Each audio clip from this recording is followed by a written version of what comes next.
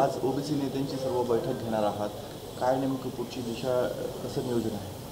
कारण की आता ह्या कालच्या सगळ्या प्रकारानंतर राज्यभरातून अनेक ओबीसी, मागासवर्गीय, इतर मागासवर्गीय आणि दलित आणि आदिवासी त्यांचेसुद्धा जे आहेत काय मेसेज येत आहेत की हे नक्की काय आहे आणि मग आता पुढे काय करायचं.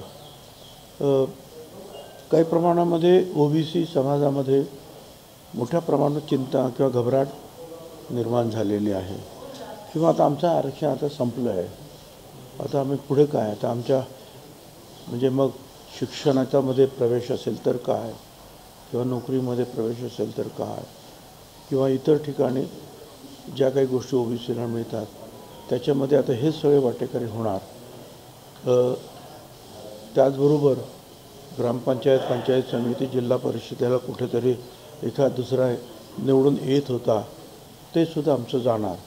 म्हणजे ओबीसी संपल्यासारखं आहे अशी एक भावना निश्चितपणे ओबीसीमध्ये निर्माण झालेली आहे आणि ती काय अगदीच चुकीची आहे असं मला काही वाटत नाही. आहे निश्चितपणे ही भावना, त्याच्यामध्ये काही तथ्य जरूर आहे.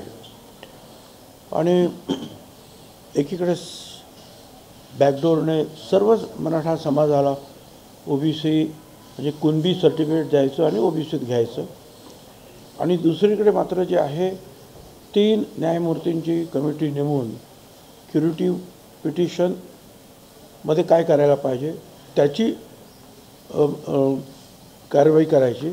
आणि त्याचबरोबर जे आता एक आयोग त्यांनी तो नवीन तयार केलेला, कारण जुने जे होते आयोगातले सगळे ओबीसीचे लोक त्यांनी तर ह्या किंवा त्या कारणामुळे किंवा कशामुळे ते राजीनामा त्यांनी दिलेला आहे, आणि सगळे नवीन लोक त्यांनी जे भरलेले त्यांना हवे ते, आणि त्यांच्याकडून आता जे एक सर्वेक्षण त्यांनी ते सुरू केलेलं आहे आणि प्रचंड पैसासुद्धा निर्माण झालेला आहे. आणि आपल्याला माहिती आहे की सर्व सरकारी कर्मचाऱ्यांना त्यांनी कामाला लावलेलं आहे. ते कशासाठी, तर मराठा हे मागासवर्गीय आहे हे सिद्ध करणारा डाटा त्यांना सुप्रीम कोर्टापर्यंत न्यायचा आहे.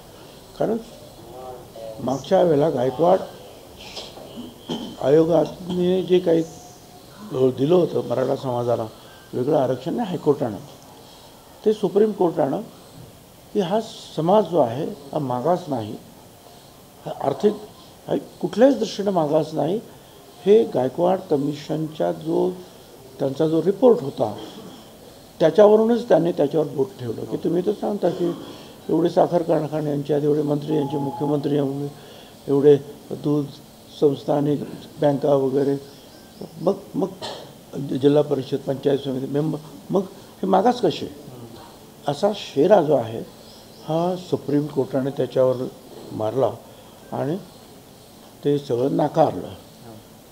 तर ते कसं आहे बरोबर हे दाखवण्यासाठी हा दुसरा प्रयत्न, म्हणजे एकीकडून सगळे मराठा समाज ओबीसीमध्ये टाकायचे पण म्हणून, दुसरीकडून 3 न्यायमूर्ती आहेत ते क्युरेटिव्ह पिटिशन वगैरे जे आहेत त्याचा अभ्यास करणार, तिसरीकडून हे जे सर्वेक्षण जे आहेत ते करून वेगळं परत मराठा समाजाला आरक्षण ते 12-15% द्यायचं आहे त्याची तयारी करणार.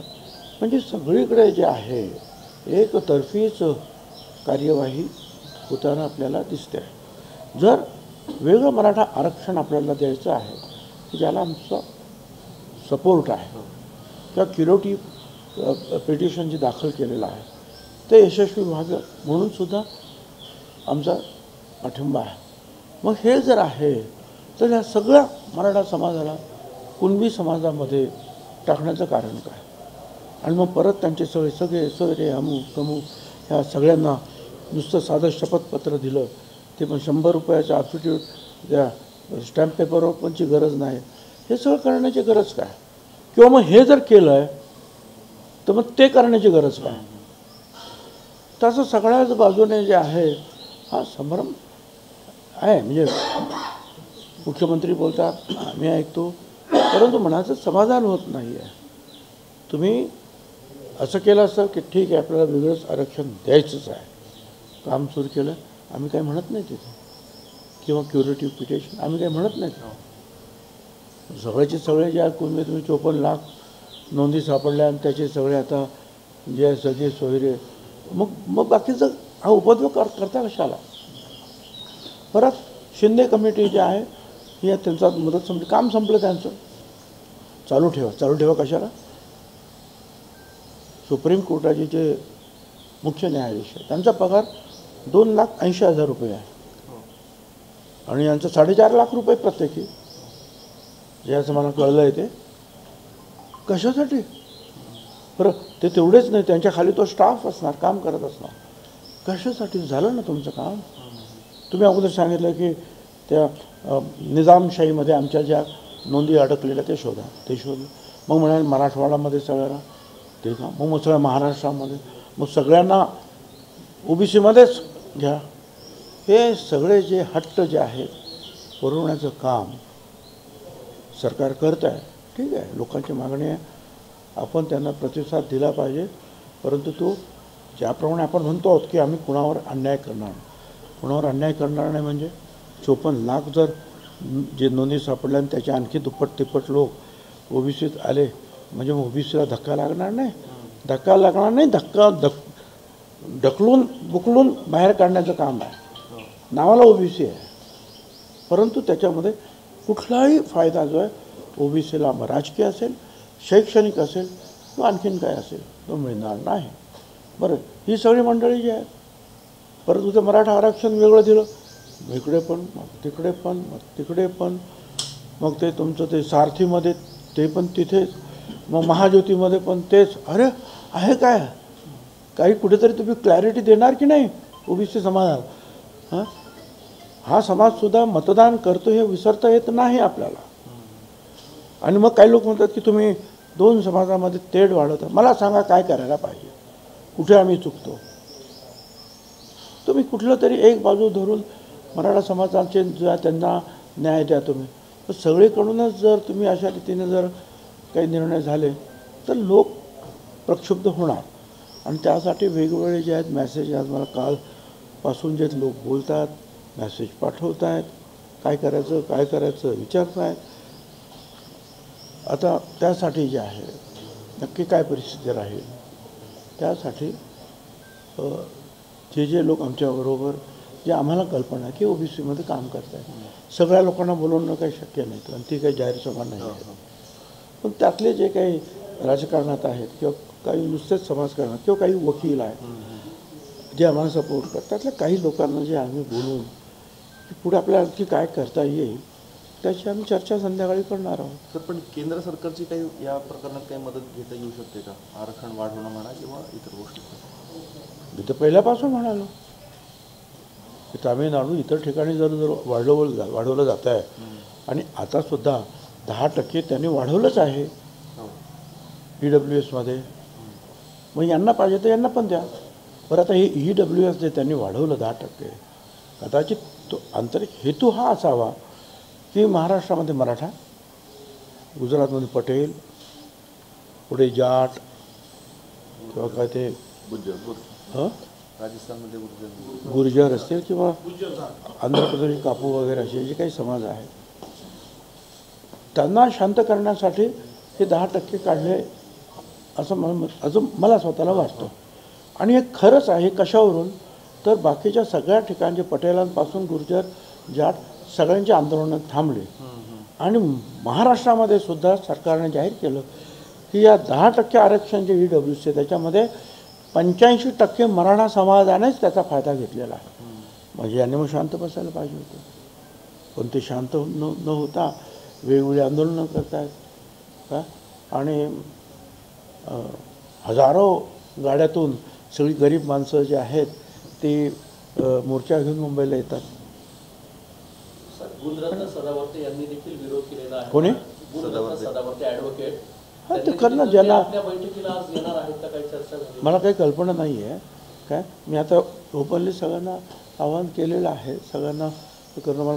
मला नाशिकमध्ये सुद्धा काल काम होतं, काही कॉलेजचं काम होतं, त्यामुळे ते सगळं घाईघाईने आपण बोलवलेलं आहे. जे येतील काय, काही लोक स्वतःहून काम करत असतात स्वतंत्रपणे, काही लोक पक्षात राहून काम करत आहेत, काही लोक लिखाणाचं काम करतात, काही वकील मार्गदर्शन करतात, काही वेगवेगळ्या सभांमधून मार्गदर्शन होतं.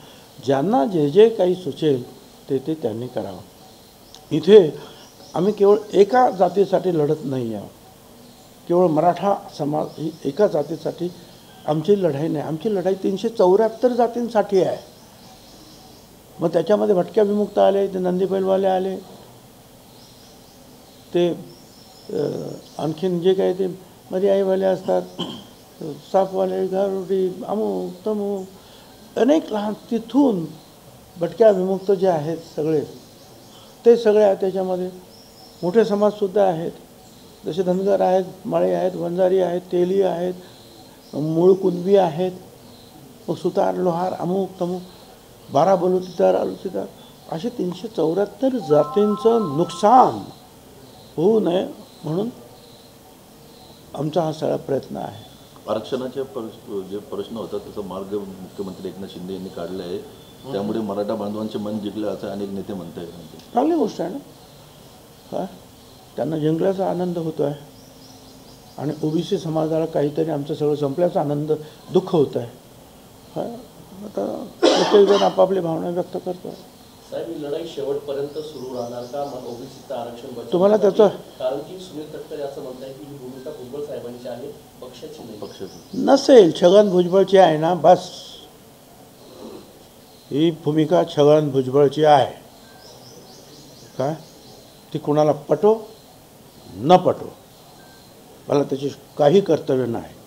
35 वर्ष मी या ओबीसीसाठी लढतो, यापुढे सुद्धा लढणार. बाकी ते सगळे प्रमुख मंडळ आहेत, त्यांनी निर्णय घ्यावा. मला त्याच्याबद्दल काही दुःख वाटण्याचं कारण नाही. प्रफुल्ल पटेल म्हणा किंवा इतरांनी काही आपल्याला मदत करावी किंवा असं वाटतं आपल्याला पक्षामधून? असं आहे की ज्यांना वाटतं ते मदत करतील, काय शांत राहून मदत करतील, काय वेगवेगळ्या पद्धतीनं मदत करतील, काही विरोधसुद्धा करतील. आणि ते प्रत्येक पक्षामध्ये एक लक्षात ठेवा, ही भावना काँग्रेसमध्ये सुद्धा आहे, भाजपमध्ये सुद्धा आहे, सर्वच पक्षामध्ये, शरद पवार साहेबांच्या काँग्रेसमध्ये सुद्धा ही भावना की काहींचा पाठिंबा आहे, काहींचा विरोध आहे. मग काय करायचं? त्यावेळी मागे आपल्या सभा झाल्या, सगळीकडे चांगला प्रतिसाद मिळाला, परंतु वडेट्टीवार म्हणा किंवा इतर नेत्यांनी पाठ फिरवली.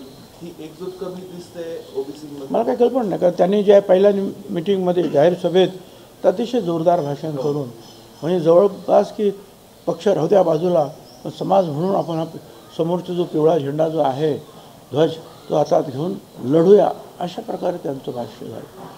मला कल्पना नाही, पण दुसऱ्या दिवशी ते अचानक बदलले. ठीक आहे, त्यांच्यावर काही प्रेशर आलं असेल किंवा कोणी आणखीन समजावलं असेल, पण मनातून ते जे आहेत ते ओबीसीसाठी त्यांना काम करायचं आहे एवढं मला माहिती आहे. त्याच्यामुळे मी त्यांना काही विरोध वगैरे काही करत नाही. मराठ्यांना फक्त आरक्षण मिळायचं बाकी आहे. ज्या हरकती घेण्यात येणार आहेत त्या हरकती कशा घ्याव्यात याबाबत आपण मार्गदर्शन करणार आहोत. नाही, आता मला अनेकांचं मार्गदर्शन येतं आहे, वकिलांचं मार्गदर्शन येतं आहे, अनेक हायकोर्टाने जे सगळे सोयऱ्यांच्या बाबतीमध्ये निर्णय दिलेले आहेत ते सुद्धा येत आहेत माझ्याकडे. त्या सगळ्यांचं जे आहे मिलाप करून, जे आहे एकत्रित करून आम्ही आमची भूमिका मांडू. मराठ्यांना फक्त आरक्षण मिळायचं बाकी आहे, ते कधी मिळणार असं मुख्यमंत्र्यांना विचारा, असं ट्विट राज ठाकरेंनी केलंय. काय नेमकं ट्विट? मला काय माहिती, मला माहिती नाही त्यांनी काय विचारलं काय नाही आणि त्याचं उत्तर काय तेही मला माहीत नाही. मी माझं काय आहे ते मला विचारा ना तुम्ही. धन्यवाद सगळ्यांना.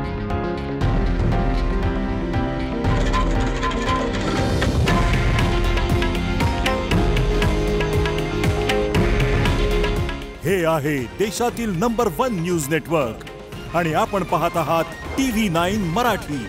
काळजी तुमची, हित महाराष्ट्राचं.